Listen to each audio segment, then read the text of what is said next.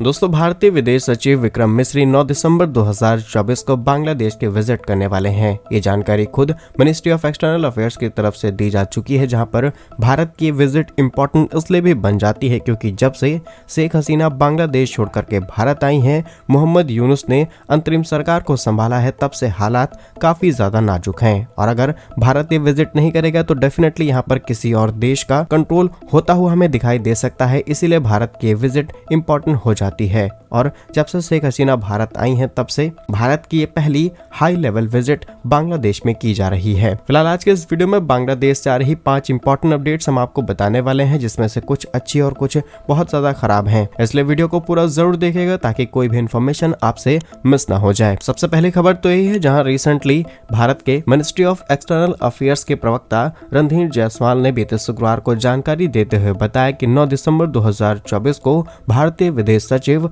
विक्रम मिस्री बांग्लादेश के विजिट करने वाले हैं। शेख हसीना के भारत आने के बाद पहली विजिट भारत की तरफ से की जा रही है और ये हाई लेवल विजिट है। इसके अलावा कोई सीनियर अधिकारी बांग्लादेश जा रहा है। और ये बात तो आप भी जानते होंगे, जब से शेख हसीना भारत आई हैं, तब से बांग्लादेश में हालात काफी ज्यादा खराब हैं। खासकर अल्पसंख्यकों के साथ बहुत बुरा व्यवहार किया जा रहा है। हालांकि पूरे रीजन में हमें ये घटनाएं देखने को नहीं मिल रही, फिर भी लेकिन जो विजुअल सामने आ रहे हैं, इसके बेसिस पर सरकार पर काफी ज्यादा दबाव बन रहा है। और रिसेंटली जहां पर चिन्मय कृष्णा दास अरेस्ट किया गया, उसके बाद जब बांग्लादेश से मिनिस्ट्री ऑफ एक्सटर्नल अफेयर्स ने रिक्वेस्ट की कि इन्हें सही तरीके से ट्रीट किया जाए, तब बांग्लादेश ने कहा कि ये उनका इंटरनल मैटर है और भारत को इसमें बोलने का कोई अधिकार नहीं है। इसी बात से गवर्नमेंट ऑफ इंडिया इस बात को समझ गई कि अभी हालात काफी ज्यादा नाजुक हैं, हमें रिलेशंस स्ट्रॉन्ग करने की जरूरत पड़ सकती है। बिकॉज बांग्लादेश के साथ भारत एक काफी बड़ा बॉर्डर शेयर करता है, वो भी लैंड बॉर्डर। और बांग्लादेश ने पास्ट 1 महीने के भीतर कई ऐसे डिसीजंस लिए हैं जो कि भारत के बड़े नुकसान का कारण बन सकता है। पहली चीज कि अब पाकिस्तान से लोग आसानी से बांग्लादेश आ सकते हैं और उनके लिए भारत में घुसने के रास्ते और ज्यादा इजी हो जाएंगे। तो बांग्लादेश की तरफ से हो रही इस मनमानी को काउंटर करने के लिए भारत ने शायद ये बड़ा फैसला लिया है। दूसरी अपडेट की बात की जाए तो कुछ दिनों पहले पश्चिम बंगाल की सीएम ममता बनर्जी ने अनाउंसमेंट करते हुए बताया कि बांग्लादेश के अंदर यूएन पीस कीपिंग फोर्स तैनात कर देनी चाहिए। और ऐसा इसलिए कहा गया कि बांग्लादेश में जो अल्पसंख्यक हैं, उनका दुरुपयोग किया जा रहा है और उनके साथ जो चीजें आज के समय हो रही हैं, इनसे उन्हें बचाने के लिए यूएन पीस कीपिंग फोर्स का यहाँ पर तैनात होना जरूरी है। लेकिन भारत की इस बात पर भी बांग्लादेश चुप नहीं रहा और बांग्लादेश के गृह मंत्री जहांगीर आलम चौधरी ने भारत विरोधी बयान देते हुए कहा कि भारत के अंदर जो अल्पसंख्यकों के साथ हो रहा है, वहां पर यूएन पीस कीपिंग फोर्स को तैनात करना चाहिए। आज भारत के अंदर जो अलग अलग मस्जिद हैं, जिनके खिलाफ नोटिसेस और कोर्ट के ऑर्डर पास किए जा रहे हैं कि यहाँ पर सर्वेस किया जाए, और आप यहाँ पर सिर्फ सर्वे की बात की जा रही है, किसी प्रॉपर्टी को डैमेज करने की बात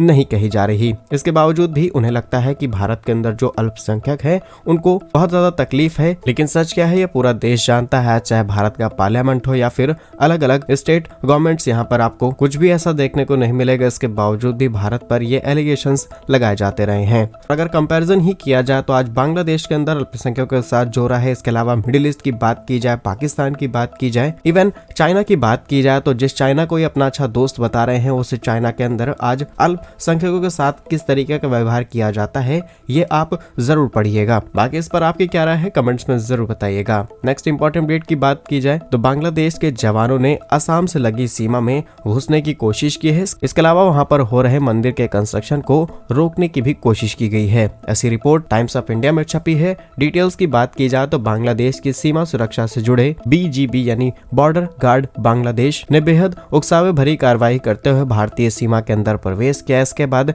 बीजीबी ने बीते गुरुवार यानी 5 दिसंबर को असम के श्रीभूमि जिले में भारत बांग्लादेश अंतर्राष्ट्रीय सीमा पर कुशियारा नदी के पास चल रहे एक मंदिर के काम को रोकने की कोशिश की है। सोचने वाली बात यह है कि बांग्लादेश बॉर्डर गार्ड की ये हिम्मत एक ऐसे समय में देखने को मिली है जहां पर दोनों पड़ोसी देशों के बीच में ऑलरेडी तनाव बढ़ा हुआ है और इस तरीके की हरकत आगे चल के इनको काफी ज्यादा नुकसान नुकसान करा सकते हैं। जानकारी के लिए आपको बता दें कि श्री भूमि में कुशियारा विसर्जन घाट के पास एक मनसा देवी का मंदिर तैयार किया जा रहा है और वहां पर हो रहे अलग अलग कंस्ट्रक्शन की वजह से, और मंदिर काफी ज्यादा पुराना था, इसकी वजह से वो गिर गया और फिर डिसीजन लिया गया कि इसे तैयार किया जाएगा। 3 लाख रुपए इसके लिए आवंटित भी किए गए असम सरकार की तरफ से, और अब खबर सामने निकल के आई कि इसे बांग्लादेश की बॉर्डर गार्ड्स ने रोकने की कोशिश की है। लेकिन सोचने वाली बात यह है कि कोई इस तरीके से भारतीय सीमा में घुस जाए और बीएसएफ के जवान चुप नहीं रह सकते। खबर सामने निकल के आई शाम को श्रीभूमि सीमा के पास बीएसएफ और बीजीपी अधिकारियों के बीच कमांडेंट स्तर पर फ्लैग मीटिंग हुई और इस दौरान बीएसएफ अधिकारियों ने स्पष्ट कर दिया कि इस मंदिर का जो काम है वो इसी तरीके से जारी रहेगा और बांग्लादेश और भारत के बीच कोई तनाव संबंध नहीं है। हम जिस तरीके से रह रहे हैं हमें रहने दिया जाए, अदरवाइज आपको दिक्कतों का सामना करना पड़ सकता है और ये हमारी टेरिटरी है। डेफिनेटली हम यहाँ पर कुछ भी करें, किसी भी चीज का कंस्ट्रक्शन करें, इससे किसी को कोई लेना देना नहीं होना चाहिए। सिंपल सी चीज ये है कि श्रीभूमि जिले का भारत बांग्लादेश बॉर्डर में करीब 94 किलोमीटर का हिस्सा है। बाकी इस पर आपकी जो भी राय है कमेंट्स में जरूर बताइएगा। नेक्स्ट इंपॉर्टेंट अपडेट की बात की जाए तो कुछ दिनों पहले खबर सामने निकल के आई, बांग्लादेश ने भारतीय बॉर्डर्स पर तुर्की द्वारा मैन्युफैक्चर किए गए बैरकटर TB2 ड्रोन्स को सीमा पर तैनात कर दिया है और बांग्लादेश के इस रिएक्शन का रिएक्शन भारत की तरफ से डेफिनेटली आना था और भारत ने इस स्थिति को बहुत ही गंभीरता से लिया और अपनी सीमाओं पर निगरानी बढ़ाने के लिए जो हमारे सुरक्षा बल हैं उनको निर्देश दिए जा चुके हैं। यानी कि जिस तरीके की टेक्नोलॉजीज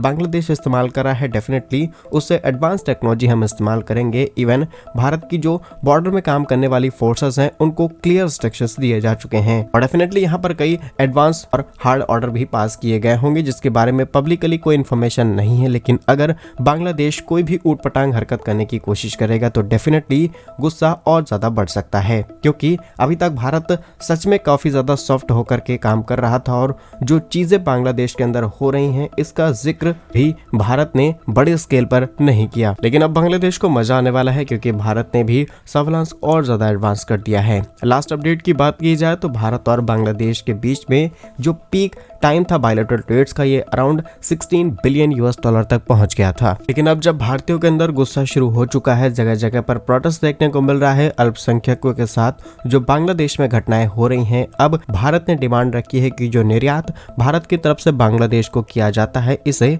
रोका जाए। और जैसे ही ये खबर सामने निकल के आई, जब ये डिमांड और ज्यादा बढ़ने लगी तो वहां के बड़े बड़े नेता की हालत खराब हो गई, क्योंकि वो भी इस बात को समझ गया कि अगर भारत ने निर्यात रोक दिया तो जो इनकी चरमराई अर्थव्यवस्था है उसे टूटने में ज्यादा समय नहीं लगेगा। लेकिन इसके बावजूद भी इस भारत की डिमांड में बांग्लादेश के अकड़ देखने को मिलते हैं और उन्होंने कुछ नए तरीके से जवाब दिया है। असल में बांग्लादेश के फाइनेंस एडवाइजर डॉक्टर सलेहुद्दीन अहमद ने बीते बुधवार को कहा कि आयात को लेकर के भारत और कुछ अन्य देशों के साथ हमारी बातचीत शुरू हो चुकी है और अब जहां हमें अच्छी क्वालिटी मिलेगी, डिलीवरी में कम समय लगेगा और क्वालिटी में किसी भी तरीके का कॉम्प्रोमाइज नहीं होगा, हम वहां से सामान खरीदेंगे। लेकिन जब ये डिमांड ACCEA और ACCGP के पास रखी जाती है तब उन्होंने कहा कि भारत की तरफ से जो डिमांड आ रही है निर्यात पर प्रतिबंध लगाने की, प्लीज इसे खारिज कर दिया जाए। और दोनों देशों के बीच जिस तरीके का तनाव जारी है इससे व्यापार पर असर तो पड़ेगा, लेकिन हम पूरी कोशिश करेंगे कि इस